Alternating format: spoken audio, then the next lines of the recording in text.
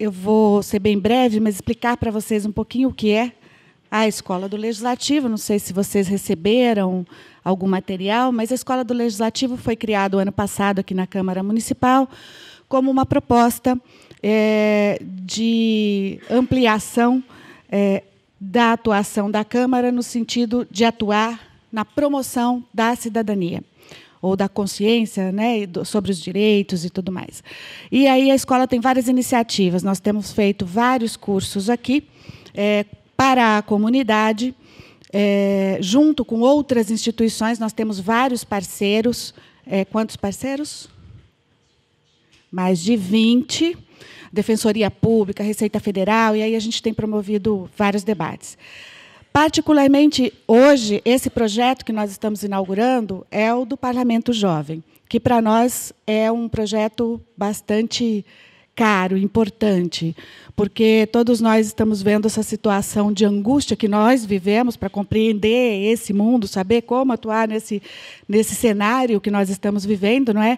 Imagina a juventude, e vocês que trabalham com eles certamente recebem essa carga também de angústia que nós vivemos hoje, no sentido de que mundo é esse que nós estamos vivendo agora e como é que a gente pode transformá-lo, como é que a gente pode melhorar tudo isso, né? E a Escola do Legislativo, então, nós tínhamos aqui uma lei sobre o Parlamento Jovem, mas nós achamos que seria muito, muito importante que, antes de fazer a conversa com os jovens, nós pudéssemos falar com vocês, falar com a Diretoria Regional de Ensino, falar com a Secretaria Municipal de Educação. Também propusemos essa conversa para as escolas particulares e tivemos aí a adesão do Objetivo e do Pueridomus também para esse projeto. E, então, elaboramos essa proposta de trabalho com vocês, que começamos hoje, né, discutindo o Poder Legislativo, e depois a nossa esperança é que, num segundo momento, nós possamos contar com vocês na escola para o trabalho com os alunos, que será feito não pelos vereadores, mas pelo Laboratório de Política da Unesp. E, ao final, nós teremos, então, a constituição do Parlamento Jovem aqui na Câmara, que será a experiência dos alunos na apresentação de projetos. Mas a gente vai esclarecendo tudo isso ao longo do tempo, porque hoje nós não podemos perder muito tempo, não, porque a gente está muito bem acompanhado. Nós estamos recebendo aqui o Humberto Dantas, que tem sido muito importante para as escolas do Legislativo no nosso país, né, na capacitação, e em outras áreas, mas eu vou apresentar aqui, então, um pouquinho o que ele vai falar com a gente, qual que é a nossa intenção, né? Então, explicar como funciona o Legislativo nas esferas municipal, estadual e federal no Brasil, esclarecer qual o seu papel, sua margem de atuação junto aos demais poderes, elucidar como o Poder Legislativo é capaz de contribuir para a educação política da sociedade, na perspectiva de uma sociedade diversa e equânime, explicar o papel das escolas do Legislativo e das escolas de governo, bem como o que significa e a importância do Parlamento Jovem nas cidades. O professor Humberto Dantas foi convidado aqui pela Escola do Legislativo, mas eu quero especialmente fazer referência à nossa diretora acadêmica, a Alessandra, que é coordenadora desse trabalho e desse projeto. E o professor Humberto é graduado em Ciências Sociais, mestre e doutor em Ciência Política pela USP, professor universitário desde 1999, atualmente no INSPER, coordenador de curso de pós-graduação na FIP-USP e na Escola de Sociologia e Política de São Paulo, docente de mais de 5 programas de pós-graduação em gestão pública. Também é professor e coordenador de mais de 280 cursos de educação política e comentarista político da Rede Vida de TV e da Rádio Estadão. Vocês terão certificados enviados por e-mail e, ao final de cada módulo, nós pedimos para vocês fazerem uma avaliação do módulo para que a gente possa corrigir possíveis problemas que vocês identificarem. Um bom dia para todos vocês. Vou deixá-los acompanhados aqui com Humberto Dantas. Obrigada. Obrigado. Bom dia a todos e a todas. Queria, primeiramente, agradecer a possibilidade de a gente estar aqui conversando sobre algo absolutamente fundamental para a nossa cidadania. Por sinal, um projeto de Cidadania em Expansão, acho que é algo bastante significativo de ser pensado, né? Quer dizer, uma assinatura dessas, cidadania em expansão, é algo muito representativo, porque é efetivamente isso que a gente precisa fazer.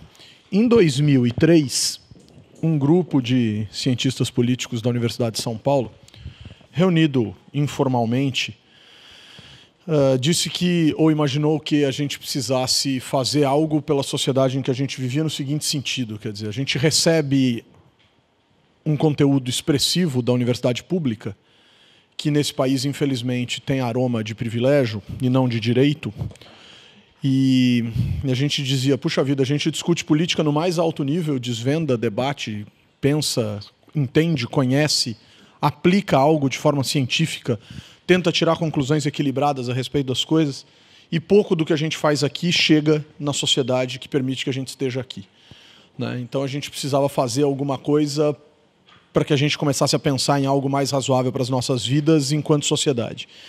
E a gente começou a dar esses cursos. Na verdade, a gente começou a fazer um trabalho que a gente não sabia muito bem onde ia chegar, a gente sabia qual que era o nosso público-alvo, na época eram aproximadamente 125 milhões de eleitores, e a modéstia, né, de imaginar que um dia a gente vai chegar a 125 milhões de pessoas, hoje já 145 milhões, mas a gente precisava fazer a nossa parte, a gente precisava de alguma maneira tentar fazer alguma coisa. E aí começamos pelas igrejas, fomos chegando no poder público, chegamos na Assembleia Legislativa, fomos construindo, e hoje essas 280, quando eu mandei o currículo, já se transformaram em 290 e logo chegam a 300 turmas.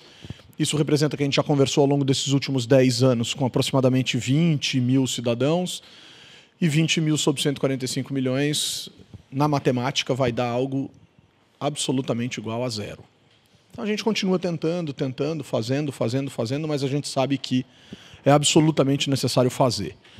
Então a gente tem desvendado, verificado, reforçado, ajudado, contribuído com algumas tendências importantes. Eu acho que a mais importante de todas elas é essa aqui. Eu acho que existem duas grandes tendências relevantes em termos de educação política no Brasil. Primeiro são os meios de comunicação. A gente precisa se aproximar dos meios de comunicação. A gente precisa fazer com que os meios de comunicação divulguem política de uma maneira um pouco mais responsável. A gente torce muito nos meios de comunicação ainda nesse país. A gente viu em 1989 uma eleição escancaradamente apoiada pelos meios de comunicação em relação aos candidatos, independentemente de quem a gente tem escolhido para o nosso futuro enquanto país naquela ocasião. Independentemente, não importa.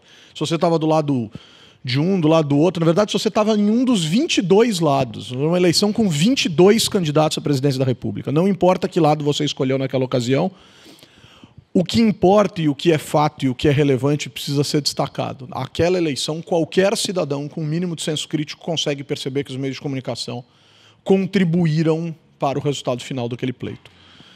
E a gente não pode ter isso nesse país. A gente precisa equilibrar um pouco o debate político nos meios de comunicação. A gente precisa entender e compreender melhor a política, porque também isso depende da qualidade do nosso ouvinte ou do nosso espectador. Então, trabalhar no rádio e na televisão é uma coisa que me dignifica e que me dá muito orgulho e que eu gosto muito de fazer, mas eu apanho muito por, às vezes, não dar a entender de que lado eu estaria, como se eu necessariamente precisasse estar de algum lado. E eu acho que esse também é o papel do educador. É claro que o educador tem um lado. É claro que o educador, sobretudo como um agente crítico da sociedade, como um agente transformador da sociedade, construtor da sociedade, indutor de processos espetaculares, fantásticos e necessários, é claro que nós temos um lado. É óbvio que cada pessoa aqui, muito provavelmente, tem um padrão de voto mais razoável em termos de longo prazo do que o padrão médio da sociedade brasileira. É muito esperado que o educador tenha um posicionamento mais claro pela natureza do seu trabalho, pela natureza do seu senso crítico e coisas desse tipo. Mas esse é um outro desafio dos mais expressivos. Nós não podemos levar isso para dentro da sala de aula. A gente não estaria formando. A gente estaria doutrinando o aluno. Então, esse é um dos grandes desafios. E aí eu chego na segunda questão importante, na segunda tendência importante. As casas do Legislativo tem constituído escolas do legislativo no país, e essas escolas carregam consigo algo que, se o Poder Executivo não tem feito, não consegue fazer, não quer fazer, não pode fazer. Isso não é aqui, é em qualquer dos 5.570 municípios brasileiros, dos 27 estados da nação e da União. A gente não vê esforços expressivos no sentido de trazer a política para dentro da sala de aula, de maneira responsável, consciente e consistente para a formação dos nossos cidadãos. Os parlamentos estão assumindo esse papel.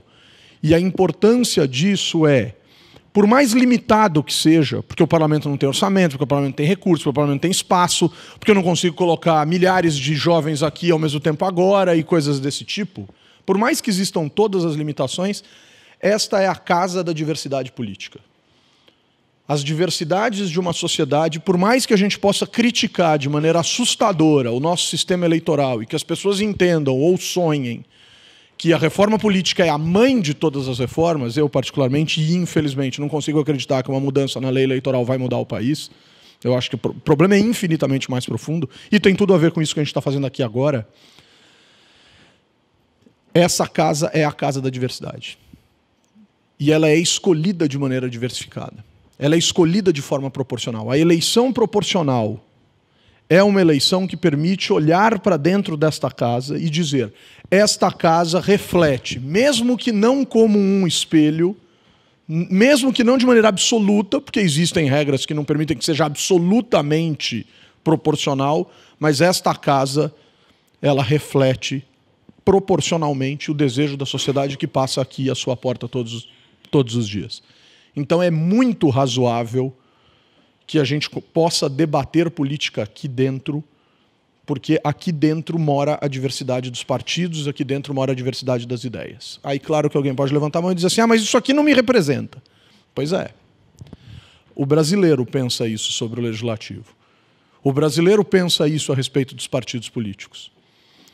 Só que partido político, poder legislativo e coisas desse tipo, instituições dessa natureza, ainda são instituições que simbolizam muito bem aquilo que se entende por democracia. Não estou dizendo que isso não possa mudar, mas ainda simbolizam o que se entende por democracia. Então é o famoso é o que tem para hoje. E aí você tem duas opções. Ou você vira as costas, detona, destrói, diz que não presta, ou você contribui. E eu acho que é mais razoável para a gente contribuir.